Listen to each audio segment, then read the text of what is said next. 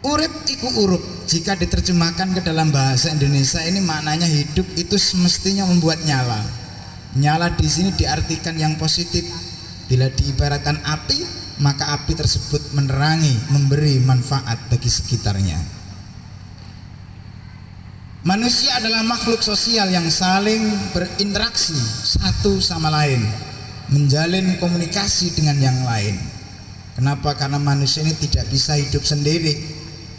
Meskipun punya materi, punya uang yang berlimpah, tapi dia tetap membutuhkan yang tidak punya apa-apa. Makanya hidup itu harus menyala, saling tolong menolong adalah suatu kepastian. Itulah mengapa manusia membutuhkan manusia yang lain. Bahwa Rasulullah Shallallahu Alaihi Wasallam menjelaskan bahwa khairun nas anfa'uhum linnas.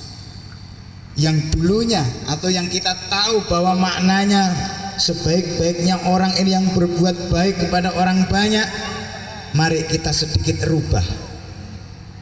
Bukan hanya sekedar berbuat baik kepada orang banyak saja, tapi kita rubah bagaimana caranya kita mampu membuat banyak orang itu menjadi baik.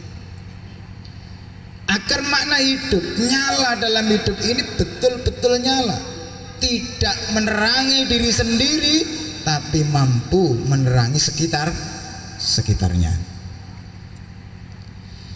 Inilah salah satu tujuan hidup manusia. Ya, seorang harus mempunyai keterpanggilan untuk saling menolong saudaranya, bukan mementingkan ego dari masing-masing.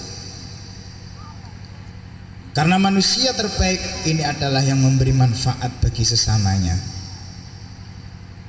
Karena wallahu fi aunil abdi maka al abdu fi auni akhihi. Allah ini akan senantiasa menolong hambanya selama ia senantiasa mau menolong saudara-saudaranya. Bahwa urip iku urup ini adalah salah satu wejangan dari Sunan Kalijogo yang sangat terkenal ya. Urip iku kudu urup. Wejangan itu simple, pendek, tulisannya cukup pendek, namun ketika mencoba mendalami akan tersirat makna yang begitu dalam. Apalagi apabila kita mencoba mengimplementasikannya dalam hidup, menerapkannya dalam hidup, maka akan menjadi suatu tantangan yang tersendiri.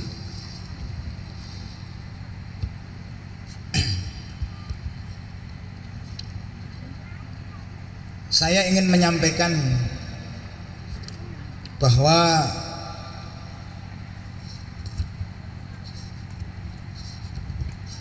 urip iku urup. Urip itu hidup.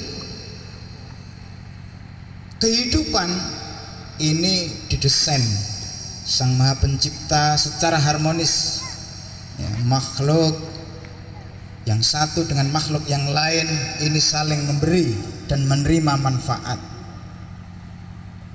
Demikian pula halnya dengan benda yang satu dengan benda yang lain. Ini keterkaitan. Kalau mau dipahami ini sebenarnya simple, cuma menerapkannya butuh proses. Bahwa manusia itu saling mempunyai keterkaitan dan ketergantungan dengan sesama makhluk. Contoh, seorang petani ini untuk bertahan hidup pasti harus berusaha, bercocok tanam. Tanaman yang ditanam itu juga ada keterkaitan, ketergantungan dengan orang yang menanam. Butuh dipupuk, butuh dirawat. Ngerawatnya dipupuk pakai sembarang. Ada yang pakai pupuk urea, ada yang pupuk organik, ada yang pakai itu selidung itu ya, pakai najis. Tapi hebatnya ini termasuk rahmatnya ke apa ya, kebesarannya Gusti Allah. Nasi yang dimakan menjadi halal.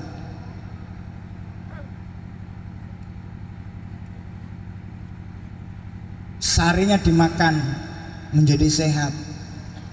Setelah sehat, sari itu dimasukkan ke istrinya jadi benih bayi. Kalau istrinya sudah hamil, ngambil jadi peternak. Ketergantungan, minum apa? Susu. Susu apa? Susu sapi. Makanya orang itu dilarang menikah dengan sapi. Hukumnya tidak boleh. Kenapa? Karena saudara sepersusuan. Nah iya, orang sekarang itu kan saudaranya